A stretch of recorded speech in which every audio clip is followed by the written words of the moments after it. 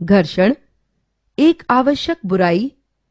हमारे दैनिक जीवन में घर्षण के अनेक उपयोग हैं, परंतु दूसरी ओर यह हमारे लिए हमेशा उपयोगी नहीं है।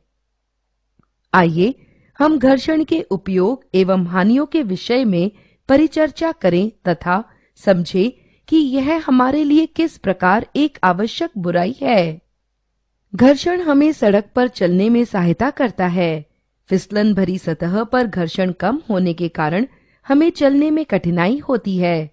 घर्षण में हमें पेन, पेंसिल अथवा चौक से लिखने में सहायता करता है।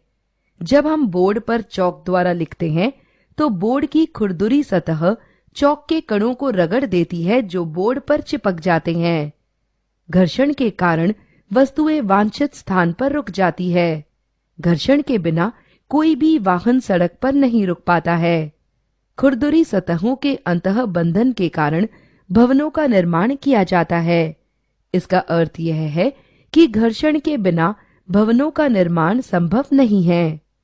कील को दीवार में गाड़ने के लिए घर्षण की आवश्यकता होती है। घर्षण रहित सतह अथवा चिकनी सतह पर कील नहीं गड़ सकती है। यदि घर्षण न हो तो हम माचिस की तीली नहीं जला सकते हैं। माचिस के बक्से की सतह खुरदुरी होती है। जब हम तीली को इस पर रगड़ते हैं तो घर्षण के कारण ऊष्मा उत्पन्न होती है और माचिस की तीली जल उठती है। हमने घर्षण के अनेक उपयोगों के विषय में चर्चा की और अब हम देखेंगे कि यह हमारे लिए किस प्रकार हानिकारक है। आइए अब घर्षण के दूसरे पहलू को देखें। हमारे जूतों की तली घर्षण के कारण फट जाती है। जब हम अत्यंत खुरदुरे सतह पर चलते हैं तो उसमें घर्षण अधिक होता है। इसके कारण हमारे जूते फट जाते हैं।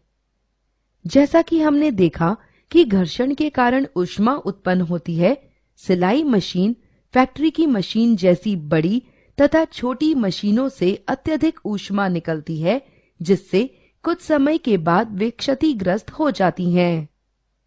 वाहनों के टायर अत्यधिक घर्षण के कारण क्षतिग्रस्त हो जाते हैं। अतः हमने देखा कि यद्यपि हमारे दैनिक जीवन में घर्षण का पर्याप्त उपयोग है, परंतु यह हमारे लिए हानिकारक भी है। इसीलिए हम इसे एक आवश्यक बुराई भी कहते हैं।